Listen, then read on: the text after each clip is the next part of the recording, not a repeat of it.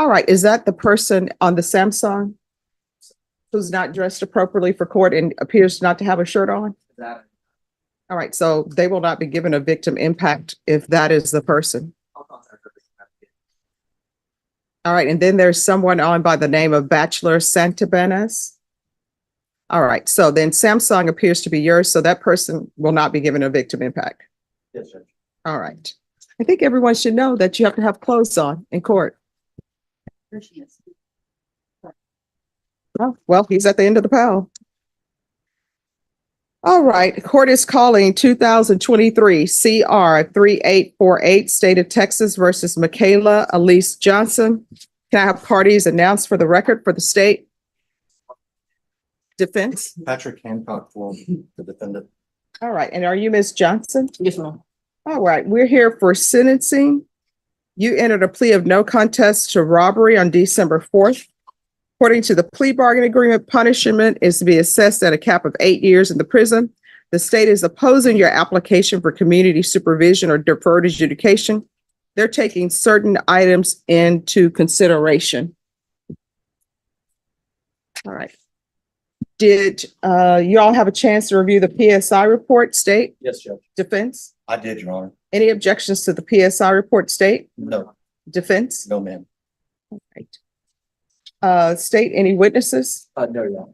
Defense, any witnesses? Yes, Your Honor, I do. I have Miss Alicia Franklin, Michaela's mom. All right, Ms. Franklin?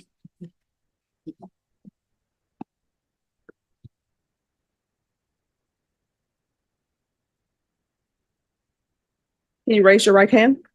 Do you solemnly swear or affirm the testimony you give will be the truth, that nothing but the truth, so help you God?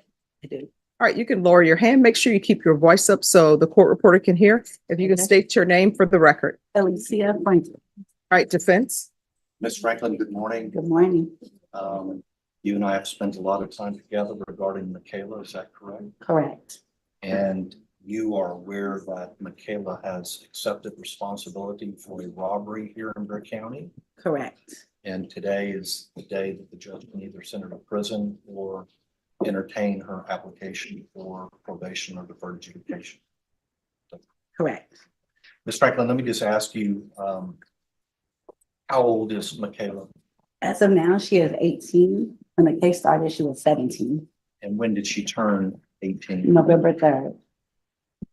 And where is she a student at? At Roosevelt High School. What grade is she in? She's a senior. And being in Roosevelt High School, has she made future plans, applied to any universities, or done anything at this point in her senior year? Yes, she was accepted to UTSA and we're pending. Excuse me, please whisper. Say it again, ma'am.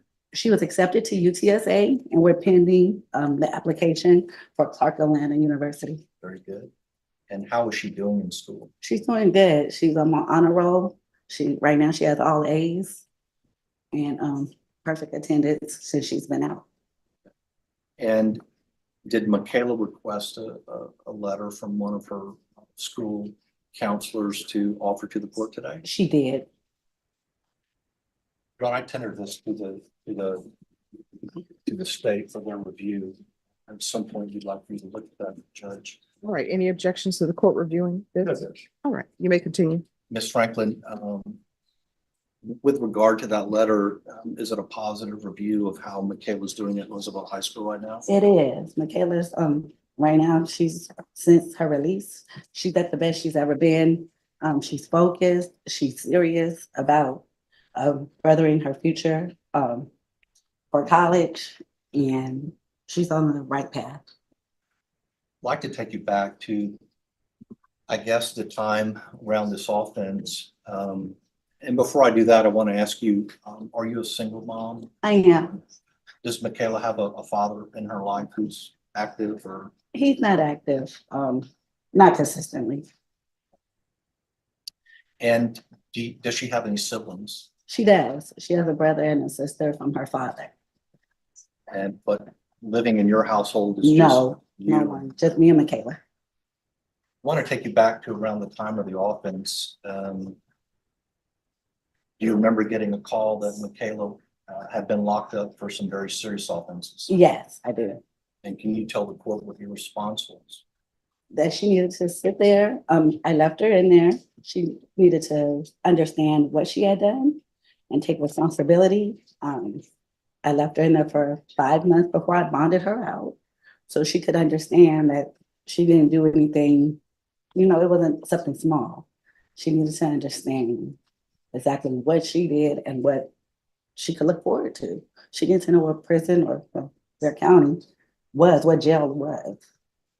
And do you think those 5 months had a significant impact in her life? Most definitely. I know for a fact she doesn't want to go back.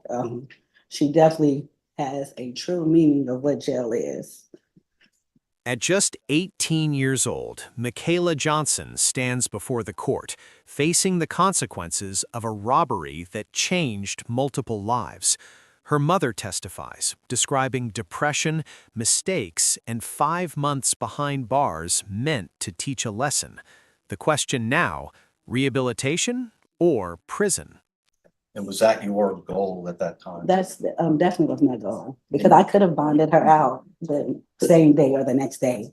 I mean, I could have got the financial means to get her out. So it was definitely my goal for her to learn her lesson, and hopefully we don't ever have to revisit this again, which I don't think we will. I honestly think that she didn't learn her lesson. Miss Franklin, let me ask you, at the time when she was arrested, were there some behavioral problems that you picked up on? Yeah, there was, but I thought she was just being a rebellious teenager.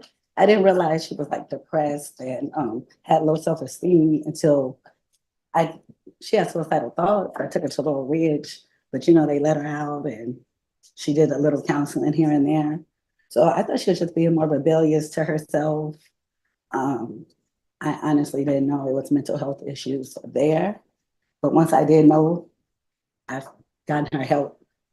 What mental health issues have you discovered regarding your case? Definitely depression, low self-esteem. We've been going through exercises with the counseling sessions. And me, myself, just trying to boost her up and get her on the right path to feel good about herself. And do you think you're on a positive path right now? Most definitely we are. She's back living at home. She lives at home. Our relationship is really good. She's more open. We actually have conversations about how she's feeling, and I think we're on a really good path. And that's different than what it was before the. Most definitely. She would stay to herself more, so lock herself up in her room. Just for me, what I thought was normal teenage stuff, but evidently it was a little deeper than that.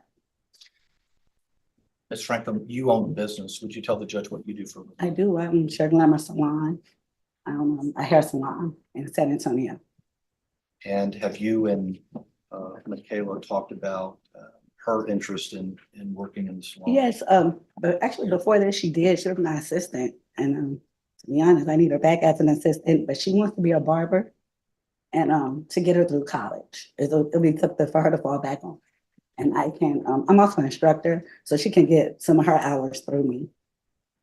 You mentioned that she's been accepted to UTSA. Yes, she's been accepted to UTSA, but she's also, we're pending the application for Clark Atlanta, which she preferably would want to go. And what would be her interest in studying in college? Business marketing.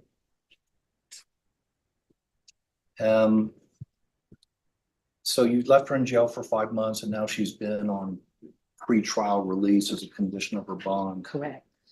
I know we had one GPS circumstance that we had to take up with the court, but Yes. other than that issue that was straightened out here in the courtroom, do you think she's been compliant with all the rules? Yes, she's been compliant, and I also make sure she's compliant. I mean, we get home on time, way before time. We don't take no shortcuts. So yeah, she's definitely compliant. I know that today we had the opportunity, the three of us, you, me, and Michaela, to go through the pre-sentence report. You can see there are some pretty raw feelings on the part of the listed complainant. Yes. Can you tell me if you think, even before today, do you think Michaela recognizes just how serious this offense was and the fear that people were placed in and the after effects of that fear? Yes, she definitely recognizes that. She's definitely voiced how remorseful she is for this. I know for Christmas we did. She wasn't able to actually go to the battered women's shelter, but she did produce a toy drive. So where she marketed it, and we received a lot of toys. I think over 500, and took it back to the battered women's shelter.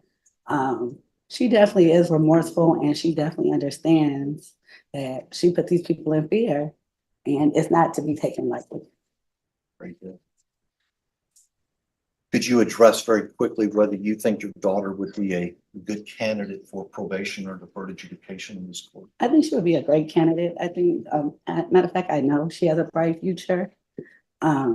This was something that she got herself into that I know she regrets. And I don't think that she should be sent to jail. She's done 5 months, and I understand that it's not the same as 10 years, but she definitely recognizes and has had a taste of what jail is, to not do this again and not be in any more trouble, and to succeed and hopefully help other juveniles and help other people who are going in that direction. Ma'am, that's all the questions I have. The Okay. state has an opportunity to ask any questions they want. Yes. Any questions? Were you aware that this offense occurred on February 8th of 2023? Once I got a call from the Michaela when she was already in custody. So you knew the date. Yes, And what day was that of the week? Do you remember? I do not. Would it surprise you that it was Wednesday? I mean, I don't know. Did it so? It was a Wednesday. Yeah. Would it surprise you that this offense occurred shortly before 1 p.m.? The whole thing surprised me. But I'm asking specifically about the time at which the offense occurred. Would that surprise you? Did you know that it happened? I did know. I mean, I've known since by reading the papers, and Where should Michaela have been? she should have been at school. So do you know, or did Michaela ever talk to you about what happened during this offense? Yes, So you were aware that the victims in this case was a mother and her young 4-year-old son, yes, sir. and you had a chance to read the victim impact statement. Yes, sir. And did it shock you that this had a drastic effect on that family? No, sir. I definitely understand the turpitude of the case. So you understand what the victim's feeling when she's saying that prison would be appropriate here. I don't think it would be appropriate for Michaela And ma'am, for the simple fact. I'm gonna ask if you could answer my question. Would it surprise you or does it shock you that the victim in this case is asking for prison? No, sir. Is it understandable? It definitely is understandable. And were you aware that the other two people that participated in this act, that they were both younger than you? Yeah. So she was the oldest one out of the group, right? Okay. Yes. So she should have been able to make better decisions than the other two, correct? I don't agree with that. The other two had been in trouble. I understand, and she also was the only girl. So And specifically her role in this act, were you aware that she was the person that drove the car that boxed in the victim and her son? I understand that she was the driver. Yes, sir. Specifically that boxed in the victim and I her son. understand. Nothing else to say. All right, any other questions? Ms. Franklin, I think I tendered it to the judge as a part of the other letter, but you did take Michaela to be evaluated by Mark Harris. Is that I correct? did. He's a licensed therapist, is that correct? Yes. Judge, if I didn't give you that. Yes, you did, and I reviewed it. Okay. very It's good. attached to. The defense argues growth and redemption, acceptance into college, straight A's, counseling, accountability. But prosecutors focus on the victims, a mother and her 4-year-old son, boxed in and terrified. In this courtroom, progress after the crime clashes with the trauma caused during it. that. Thank you, Judge. And you had the opportunity to look at his assessment, and that's helped you on a path of understanding her now, is that correct? Yes, it did. All right. Thank you. Thank you for coming in. All right, defense, call your next witness. Judge, that's it. All right. Did your client wish to say anything? Judge, I think I'm gonna speak for her. All right. So I want to let the parties know that part of my question, or maybe you can address this, counsel, Yes, ma'am. because it says that she is minimizing her role. And it says regarding the instant offense, the defendant stated, I have no comment at this, which I understand. Sure. That was But me. then she comes back and she does make a comment. And it says the defendant later stated, I feel it needs to be looked into more rather than what they are saying. And I think we addressed that actually this morning, Judge. I think her point on that is, she was charged with aggravated robbery. She did not possess, hold, or yield a gun. And so it's been kind of a process of explaining that to her. So I think that she's not minimizing her role as far as doing things with those young men. However, I think she's made a distinction that, contrary to what the state wants to put forward, is that she was not the leader of this. She was a follower in this, and she did not possess or hold a gun. So I think as to Miss Ballard's point in the PSI, maybe she could have gotten out of the car and said, hey, don't do that. She didn't do it. But the point of the matter is that she was in the car and not actively terrorizing these people. I make that distinction, but I also understand that if she's there, that she's a part of it. All right, because I'm reading the PSI. I'm sorry, reading the stipulations. And the stipulations, it says that she was the one who boxed the driver in. Well, Judge, we're here taking responsibility for the facts. So I don't think she has said that she's not guilty of this offense. I just think she has a different interpretation of her role versus those young men. All right. All right. Anything else from the state? Your Honor, I was informed by our victim advocates that the witness on Zoom was dressed, it was a brown sweater, that's what she's saying that she was wearing. No, the person who was on Samsung, that wasn't a brown sweater. Unless I'm colorblind or something's going on, they had on no top. Well, all right, Judge, I just wanted to make sure. All right, thank you. All right. I don't want to overstep, but I do want to make a brief argument next time. Yes, you may proceed. So, Judge, when I first started representing this young lady, she was in jail. And as her mother said, usually I have to field those questions, how quickly can we get out of jail? I think Ms. Franklin took a very brave approach for a single mom, and that is that I want her to sit with her. These are serious charges. I want her to get a taste of incarceration. I want her to understand that you have to be penalized or punished for the things that you do. So 5 months passed by. And so I think that the value in that here in the courtroom today is that she has a taste of incarceration. And I think she's come out of jail, Judge, and the letter from the Roosevelt High School from Ms. Howard says she's really doing well in school. It's hard for me to believe she's 17 years old when I met her and charged with such a serious crime, and she's turned 18 and she's only 3 months into her 18th year. So Judge, it's one of those things. She's got a bright future. She's got hopefully acceptance into a school in Atlanta. She's been accepted to UTSA. Those letters, in my opinion, Judge, from Roosevelt High School, those are hard letters to get for the defense. And that's a really fine letter that supports Michaela in her application for probation. I don't want the court to think that she's minimizing this, because we've spent hours. The judge wrestles with purpose, punishment, protection, or rehabilitation. Was Michaela a follower, or did she play a critical role? The child in the car changes everything. Sometimes, the court says, certain crimes carry consequences that personal progress alone cannot erase. talking about, you know, the what ifs and how you can't find yourself in that situation.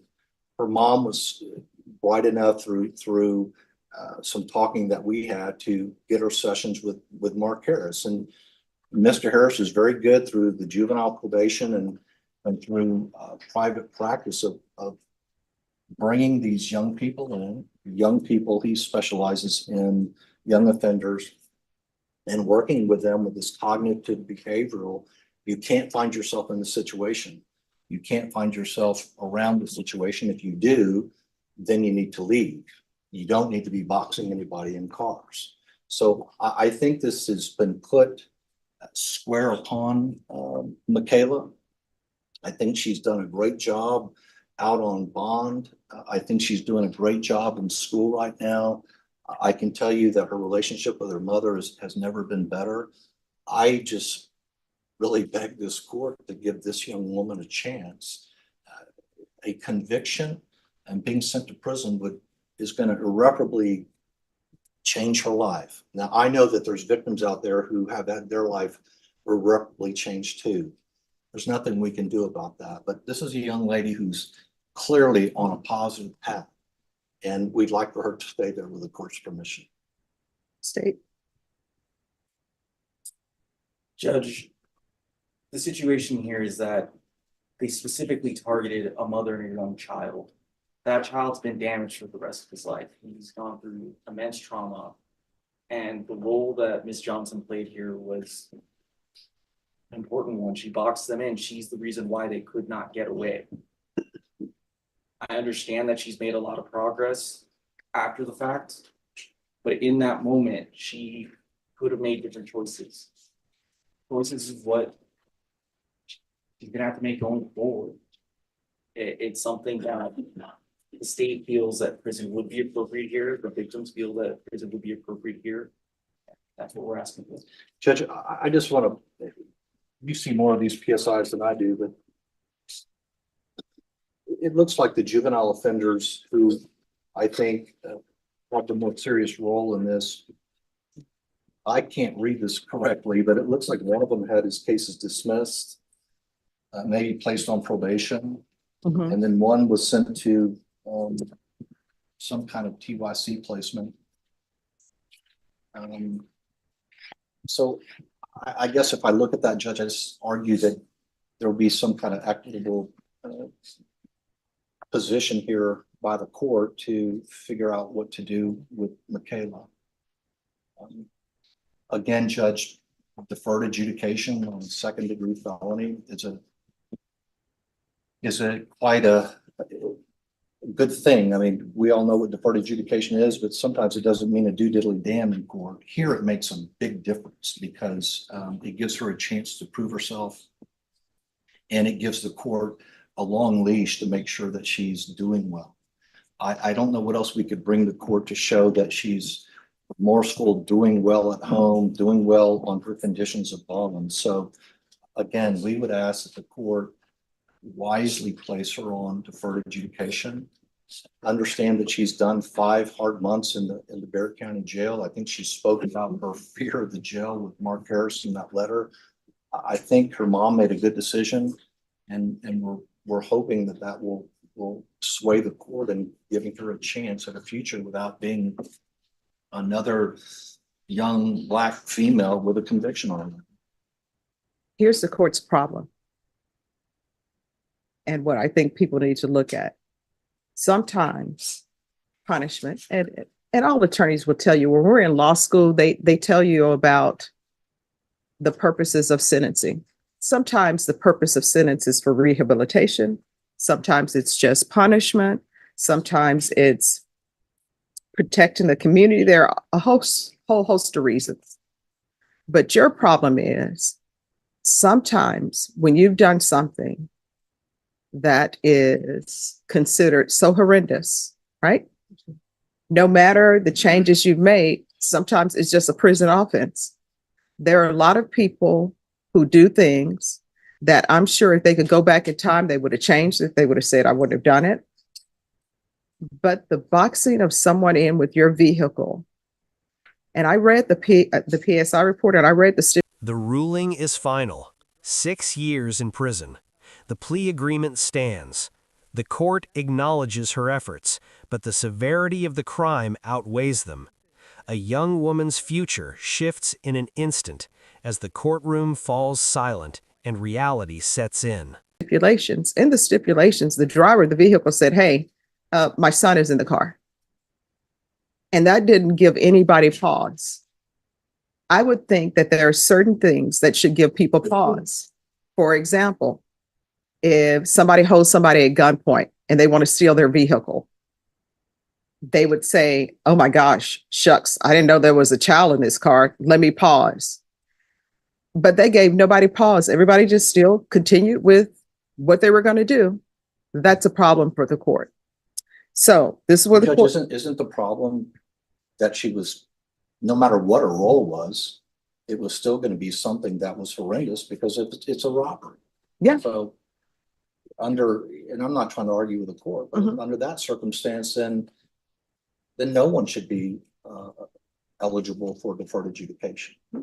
Well, counsel, as you're aware, there are different types of robbery.